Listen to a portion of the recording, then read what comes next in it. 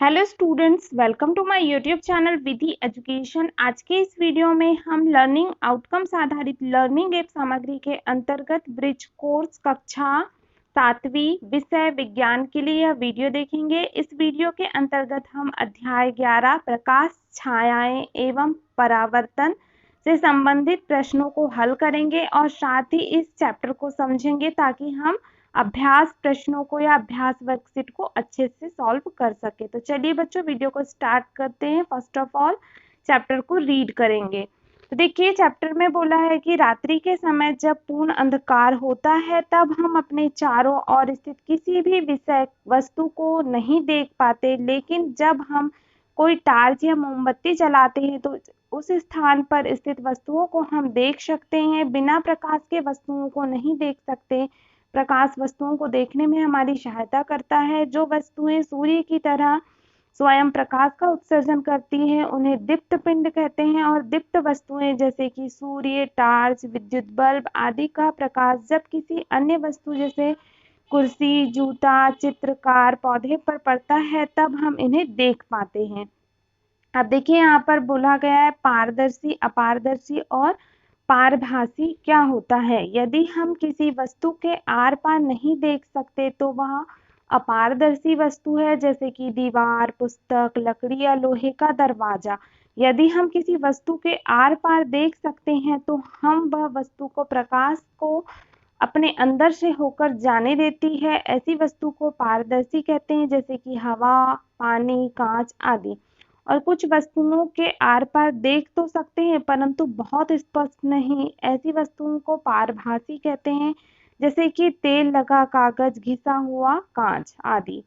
अब देखेंगे, यहाँ पर हेडिंग है छाया वास्तव में क्या होती है। तो क्या होती है छाया, कब बनती है, इस पर विचार करने पर हम पाते हैं कि छाया देखने के लिए हमें कोई प्रकाश स्रोत तथा प्रकाश के पथ में कोई अपारदर्शी वस्तु चाहिए, क्योंकि पारदर्शी वस्तु प्रकाश को अपने अंदर से जाने नहीं देती, जिससे उस वस्तु की छाया हमें पर्दे पर दिखाई देती है। हमें छाया केवल पर्दे पर ही नहीं दिखाई देती, जमीन, कमरे की दीवार, इमारतें अथवा इस प्रकार की अन्य सतहें आपको दैनिक जीवन में दिखाई देने वाली छायाओं के लिए पर्दे की तरह कार्य करती हैं।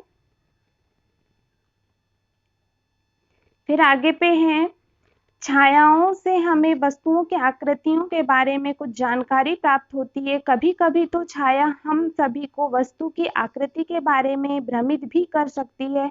छायाओं का बनना तभी संभव है जब प्रकाश केवल सरल रेखा में गमन करे। तो देखिए, चित्र के माध्यम से इसे बताया गया है। चित्र ए में क्या है, मोमबत्ती की ओर सीधे देख रहे हैं और दूसरे में मोमबत्ती की ओर मुड़े हुए पाइप से के द्वारा देखते हुए। फिर है चित्र ए में हम सीधे पाइप द्वारा जलती हुई मोमबत्ती को देख सकते हैं, जबकि जी चित्र बी में मुड़े हुए पाइप द्वारा जलती हुई मोमबत्ती दिखाई नहीं देती है। यह दर्शाता है कि प्रकाश एक सरल रेखा में गमन करता है। इस कारण जब कोई अपारदर्शी वस्तु इसे रोकती है तो उस वस्तु की छाया बनती है। दर्पण तथा परावर्तन क्या होता है, अब इसे समझेंगे। हम सभी घर पर दर्पण का प्रयोग करते हैं। आप दर्पण में अपने चेहरे को देखते हैं। जो आप देखते हैं वह दर्पण में आपके चेहरे का परावर्तन है। हम दर्पण के सामने रखी हुई वस्तुओं का परावर्तन भी दर्पण में देखते हैं।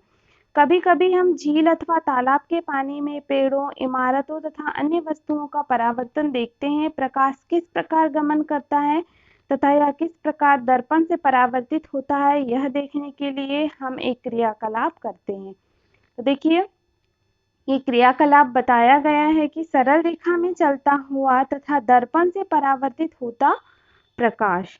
एक बड़ी थर्माकोल की शीट के एक किनारे पर एक कंघी तथा इसके दूसरे किनारे पर एक दर्पण लगाइए। चित्रानुसार दर्पण तथा कंघी के बीच कागज की गहरी रंगीन चिट बिछाइए। अब कंघी के सामने टॉर्च से प्रकाश डालिए। हम चित्र में दिखाए अनुसार पैटर्न प्राप्त करते हैं। इस क्रियाकलाप से हमें यह ज्ञात होता है कि प्रकाश किस प्रकार गमन करता है तथा यह किस प्रकार दर्पण से परावर्तित होता है।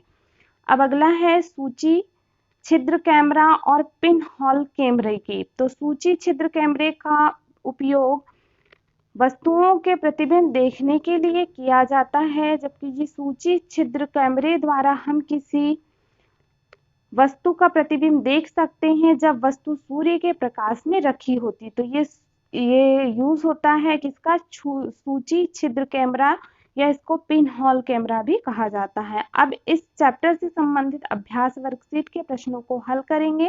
तो देखिए अभ्यास वर्कशीट नंबर 1 है, इसमें प्रश्न नंबर पहला हो जाएगा दीप्त पिंड किसे कहते हैं, तो उत्तर हो जाएगा दीप्त पिंड।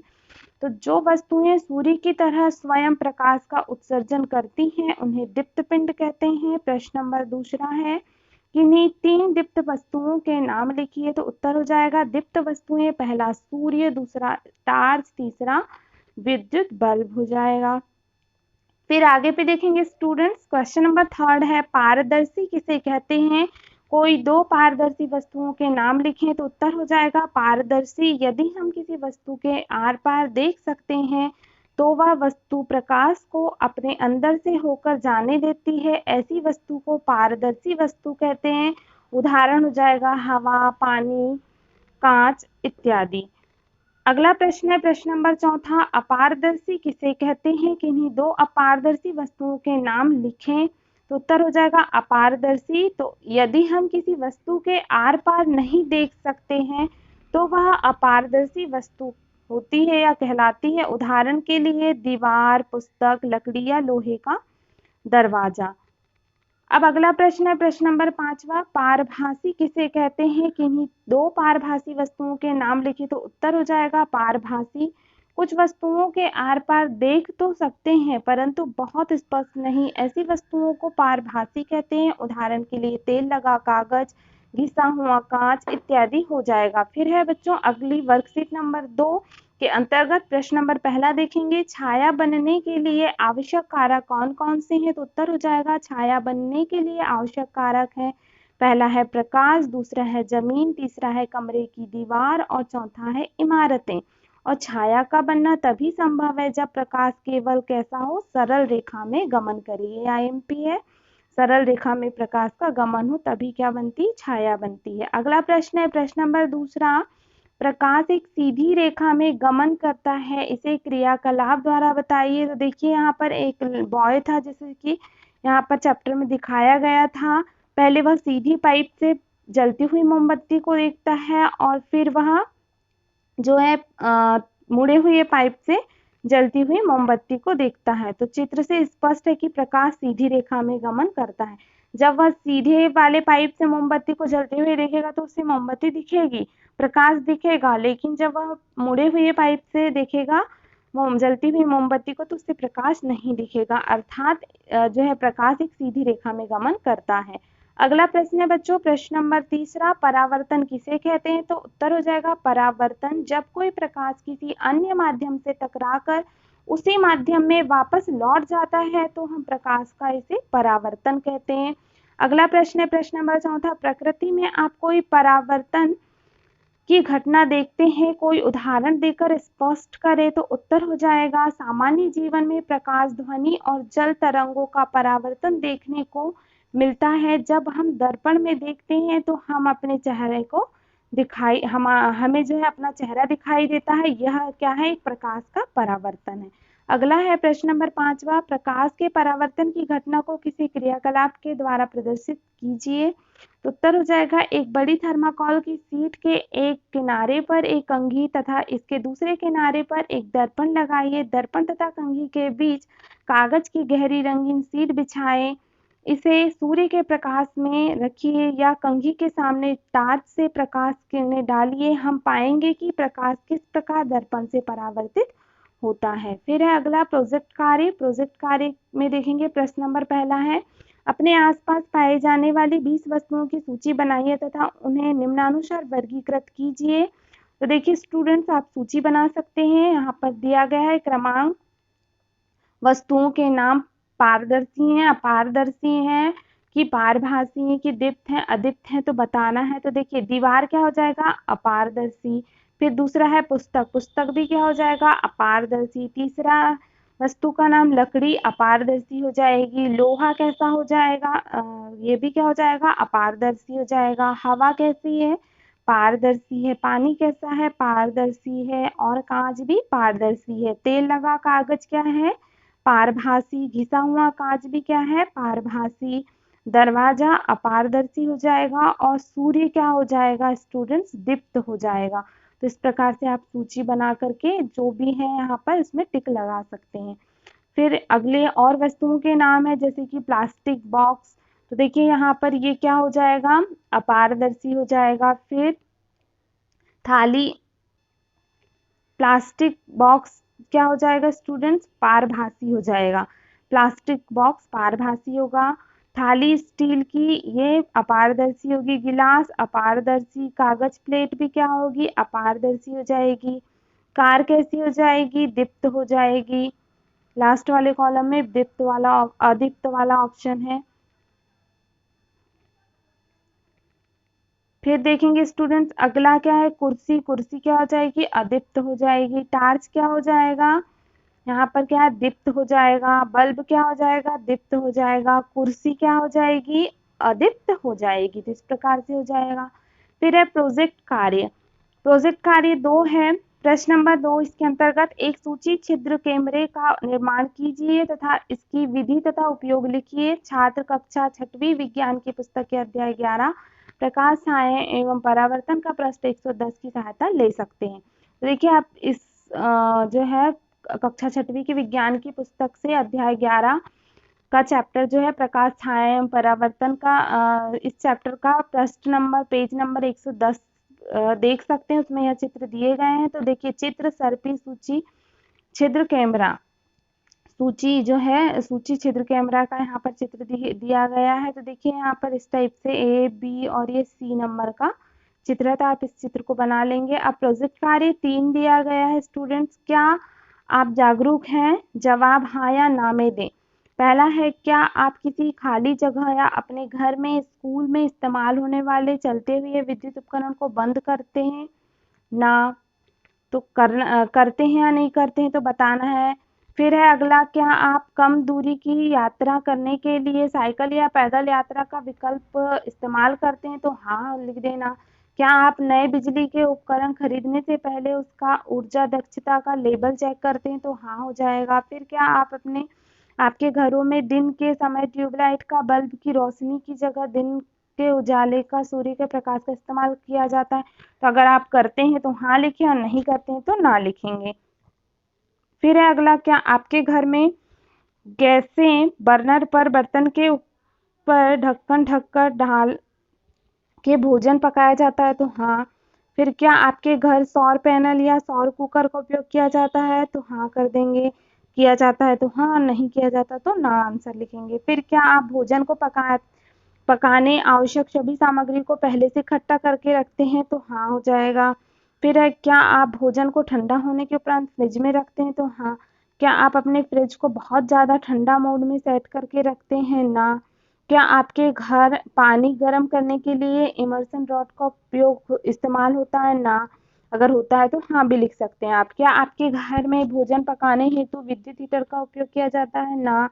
क्या आप हर वर्ष अपने जन्मदिन पर एक पेड़ लगाते हैं, तो हाँ लगाना चाहिए। फिर क्या आप अपने मित्रों को पेड़ लगाने हेतु प्रेरित करते हैं, तो हाँ। अब यहाँ पर इनके उत्तर भी दिए गए हैं। सुधार की आवश्यकता है, हाँ हाँ इस टाइप का देख सकते हैं, आप चेक कर लेंगे। फिर है स्वाकलन हेतु दिए गए प्रश्न। प्रश्न नंबर पहला है, सही विकल्प चुनकर लिखिए। तो ए नंबर का हो जाएगा, दीप्त पिंड का उदाहरण है, तो क्या हो जाएगा, सूर्य हो जाएगा। फिर है, एक सफेद रंग की शर्ट धूप में सूख रही है, इससे बनने वाली छाया का रंग कैसा होगा, तो काला होगा। फिर प्रकाश खालिस्तान में गमन करता है, सरल रेखा में गमन करता है। फिर सत्य असत्य बताना है। पहला है, प्रकाश सरल रेखा में गमन नहीं करता है, तो ये असत्य हो जाएगा। फिर जब प्रकाश के पथ में कोई अपारदर्शी वस्तु आ जाती है तो छाया बनती है, सत्य होगा। टार्च एक दीप्त वस्तु है, तो ये सत्य हो जाएगा। पुस्तक एक पारदर्शी वस्तु का उदाहरण है, तो ये असत्य हो जाएगा क्योंकि ये अपारदर्शी होती है। प्रकाश की किरण जब दर्पण पर पड़ती है तो वह परावर्तित हो जाती है, तो ये भी क्या हो जाएगा स्टूडेंट, सत्य हो जाएगा। फिर है अगला प्रश्न नंबर तीसरा, रिक्त स्थान की पूर्ति कीजिए। तो ए नंबर का प्रश्न है, प्रकाश के मार्ग में अपारदर्शी वस्तु आने पर खाली स्थान बनती है, छाया बनती है। दूसरा, सूर्य दीप्त पिंड का उदाहरण है। तीसरा, कांच पारदर्शी का उदाहरण है। और डी नंबर का, दर्पण में हमारे चेहरे का प्रतिबिंब क्या है, परावर्तन है। फिर है अगला, सही जोड़ी मिलाइए। देखिए यहाँ पर पारदर्शी क्या हो जाएगा, चश्मे का कांच। फिर अपारदर्शी में क्या हो जाएगा, लकड़ी का दरवाजा। पारभासी में कोहरा हो जाएगा, परावर्तन दर्पण द्वारा। और छाया का बनना, प्रकाश के मार्ग में अपारदर्शी वस्तु का आना। तो इस प्रकार से आप सही जोड़ी मिला लेंगे।